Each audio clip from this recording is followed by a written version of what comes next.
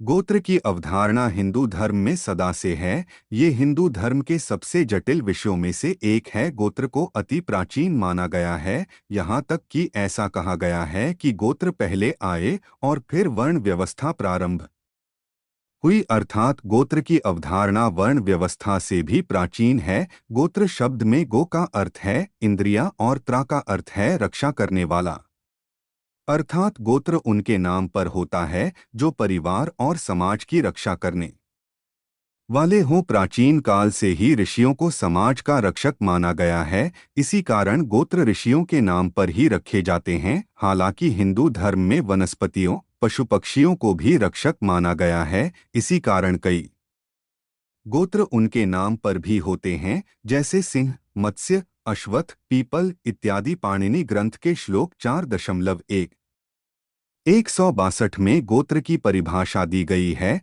अर्थात गोत्र शब्द का अर्थ है पुत्र के पुत्र, पौत्र के साथ आरंभ होने वाली संतान। इसे दूसरे रूप में समझें तो हर गोत्र अतीत में जाकर अपने एक मूल पुरुष अर्थात ऋषि से मिलती है। इसे आप अपने पूर्वजों का डीएनए मान सकते हैं, जिससे हमें पता चलता है कि हमारे मूल पूर्व पुरुष कौन थे और आखिरकार हमारे वंश का आरंभ किस ऋषि से हुआ। अब एक प्रश्न ये आता है कि गोत्र का आरंभ किसी ब्राह्मण ऋषि से ही क्यों आरंभ होता है। तो ये बताना आवश्यक है कि बहुत आरंभिक काल में जब गोत्र की अवधारणा का जन्म हुआ, तब गोत्र ब्राह्मण ऋषियों के नाम पर ही रखे गए। कारण ये कि गोत्र का आरंभ परमपिता ब्रह्मा की प्रथम पीढ़ी के साथ ही हो गया, जो ब्राह्मण वर्ण जाति नहीं के थे। वर्ण और जाति के अंतर के विषय में विस्तार से यहाँ पढ़ें। गोत्र वैसे तो इतना जटिल था नहीं, किंतु आगे चलकर जटिल बन गया। कारण ये कि गोत्र का आरंभ प्रथम स्वयंभू मनु के मनवंतर में ब्रह्मा जी के साथ मानस पुत्रों, जिन्हें सप्तर्षि कहा जाता है, उनसे ही हुई थी। तो यदि प्रथम मनवंतर के प्रथम सप्तर्षियों की बात करें तो वे थे मरीचि, अत्रि, अंगिरस, पुलह, क्रतु, पुलस्त्य एवं वशिष्ठ, अर्थात प्रथम मनवंतर के 7 सप्तर्षियों से 7 मूल गोत्र चले।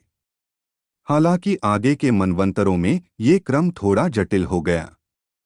जैसा कि हम जानते हैं कि ब्रह्मा जी के आधे दिन में 14 मनु शासन करते हैं, जिन्हें मनवंतर कहा जाता है।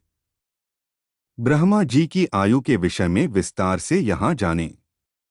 हर मनवंतर में अलग अलग 7 महर्षि सप्तर्षि का पद संभालते हैं, किंतु मूल सप्तर्षि इन 7 महापुरुषों को ही माना जाता है।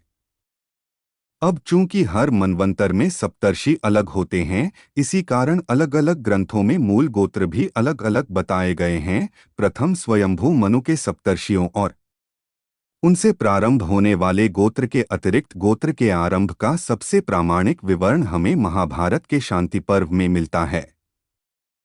महाभारत के अनुसार मूल गोत्र 4 ऋषियों से आरंभ हुए। ये थे अंगिरस, वशिष्ठ, भृगु एवं कश्यप। इनमें से प्रथम 2 तो स्वयंभू मनु के मनवंतर के सप्तर्षि हैं। भृगु और कश्यप ने भी आगे के मनवंतरों में सप्तर्षि का पद स्वीकार किया। इन 4 के अतिरिक्त वर्तमान वैवस्वत मनवंतर के 3 और सप्तर्षियों को भी मूल गोत्र ऋषि के रूप में जोड़ा गया। ये थे अत्रि, जमदग्नि एवं विश्वामित्र। इस प्रकार मूल गोत्र ऋषि 7 हो गए। बाद में इस सूची में महर्षि पुलत्स्य के पुत्र महर्षि अगस्त्य को भी जोड़ दिया गया, क्योंकि दक्षिण भारत में संस्कृति का प्रसार इन्होंने ही किया था। इससे इनकी संख्या 8 हो गई। आज भी सभी गोत्रों में इन्हीं 8 गोत्र को मूल गोत्र की मान्यता प्राप्त है। हालांकि कई लोग प्रथम सप्तर्षियों से चले 7 गोत्रों को ही मूल मानते हैं। प्रारंभ में गोत्र व्यवस्था केवल ब्राह्मणों में थी, किंतु कालांतर में अन्य वर्णों के लोगों ने भी इस व्यवस्था को अपनाया।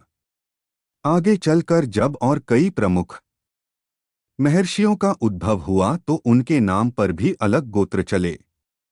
विशेषकर जब अज्ञानता के कारण वर्ण व्यवस्था को जाति व्यवस्था मान लिया गया, तो सभी लोगों ने अपने कुल के मूल पुरुषों के नाम पर अपने अलग गोत्र रख लिए। आज वैसे तो मुख्य रूप से 108 और गौण शाखाओं के साथ 115 गोत्र माने जाते हैं, किंतु छोटे बड़े सभी गोत्रों को जोड़ें तो इनकी संख्या 5000 से भी पार चली जाती है। वैसे तो आज भी हम प्राचीन काल से चले आ रहे मूल ऋषियों के गोत्र को अपना गोत्र मानते हैं, किंतु मनुस्मृति के अनुसार 7 पीढ़ियों के बाद गोत्र बदल जाता है और फिर पुनः आरंभ से गोत्र की गणना करनी पड़ती है। यह एक जटिल विज्ञान है जिसे समझना बहुत ही कठिन है। कदाचित इसी कारण आज भी हम प्राचीन काल के ऋषियों पर ही अपना गोत्र आगे बढ़ा रहे हैं। आधुनिक काल में गोत्र की अवधारणा और संपत्ति का स्वामित्व एवं उत्तराधिकार निर्धारित करने की दो प्रमुख प्रणाली मानी जाती है। पहली है दाय भाग जो बंगाल और असम में प्रचलित है, और दूसरी है मिताक्षरा जो भारत के अन्य राज्यों में प्रचलित है। मिताक्षरा याज्ञवल्क्य स्मृति पर आधारित है, वहीं दाय भाग जीमूतवाहन स्मृति पर। दोनों प्रणालियां गोत्र के साथ साथ ये भी बताती है कि पिता के बाद उनका उत्तराधिकारी किस क्रम में कौन होगा। दोनों क्रम बहुत हद तक समान हैं, बस थोड़ा सा अंतर है। मिताक्षरा और दाय भाग दोनों के अनुसार सपंक्ति के उत्तराधिकारी क्रम से 28 लोग हो सकते हैं। नीचे के चित्र में आपको ये क्रम समझ में आ जाएगा। यदि किसी को अपने गोत्र का ज्ञान ना हो तो उसे कश्यप गोत्र को मानना चाहिए, क्योंकि कश्यप ऋषि ने कई स्त्रियों से विवाह किया जिनसे सभी जातियों का जन्म हुआ। महर्षि कश्यप की सभी पत्नियों और उनसे उत्पन्न सभी जातियों के बारे में विस्तार से जानने के लिए यहाँ जाएं। हिंदू धर्म में एक ही गोत्र में विवाह करना निषिद्ध माना गया है। कारण ये है कि एक ही गोत्र के होने के कारण उनके मूल पुरुष एक हो जाते हैं और इस प्रकार उनका संबंध भाई और बहन का हो जाता है। ये तो सर्वविदित है ही कि हिंदू धर्म में भाई और बहन के बीच किसी भी स्थिति में विवाह नहीं हो सकता। हालांकि आजकल कुछ अधिक पढ़े लिखे लोग इसे नहीं मानते, किंतु इसका एक वैज्ञानिक कारण भी है। शास्त्रों में ऐसा स्पष्ट रूप से वर्णित है कि एक ही गोत्र में विवाह करने से कई प्रकार के आनुवांशिक रोग होने की संभावना है। होने वाली संतान वीर्यहीन, अक्षम और कई रोगों से ग्रसित होने